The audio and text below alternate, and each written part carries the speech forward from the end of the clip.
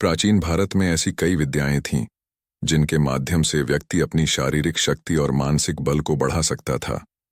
आज हम आपको एक ऐसी ही विद्या की कहानी सुनाने जा रहे हैं जो आपके रोंगटे खड़े कर देगी।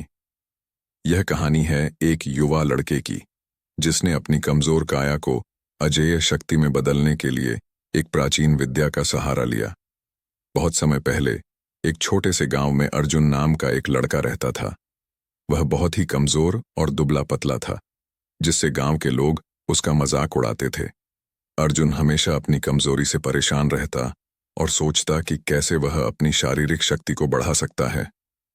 एक दिन गांव के एक बूढ़े साधु ने अर्जुन को देखा और उसकी परेशानी को समझा।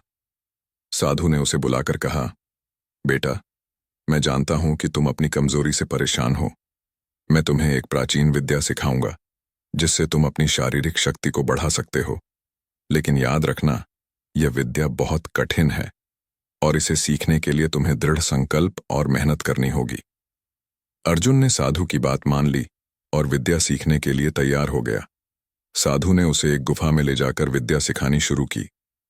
विद्या का पहला चरण था ध्यान और योग, जिससे अर्जुन को अपनी मानसिक शक्ति को बढ़ाना था। धीरे धीरे साधु ने उसे विशेष आहार और जड़ी बूटियों के बारे में भी बताया जो उसकी शारीरिक शक्ति को बढ़ाने में मदद करेंगे। अर्जुन ने पूरे मनोयोग से साधु की हर बात मानी और कठिन परिश्रम किया। दिन रात उसने ध्यान, योग और आहार का पालन किया। धीरे धीरे उसकी काया में बदलाव आने लगा। उसकी मांसपेशियां मजबूत होने लगीं और उसकी शारीरिक शक्ति बढ़ने लगी। एक दिन गांव में एक विशालकाय हाथी बेकाबू हो गया और गांव के लोगों को डराने लगा। सभी लोग डर के मारे भागने लगे। अर्जुन ने इस स्थिति को देखा और उसने ठान लिया कि वह उस हाथी को काबू करेगा। उसने अपने सारे साहस को जुटाया और हाथी के सामने खड़ा हो गया।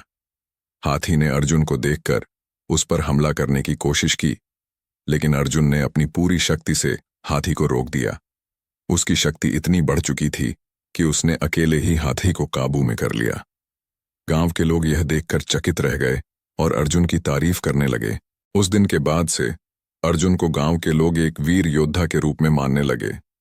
साधु ने अर्जुन को आशीर्वाद दिया और कहा, बेटा, तुमने कठिन परिश्रम और दृढ़ संकल्प से यह विद्या सीखकर अपनी शारीरिक शक्ति को बढ़ाया है। इसे सदैव याद रखना और अपने ज्ञान का सही उपयोग करना।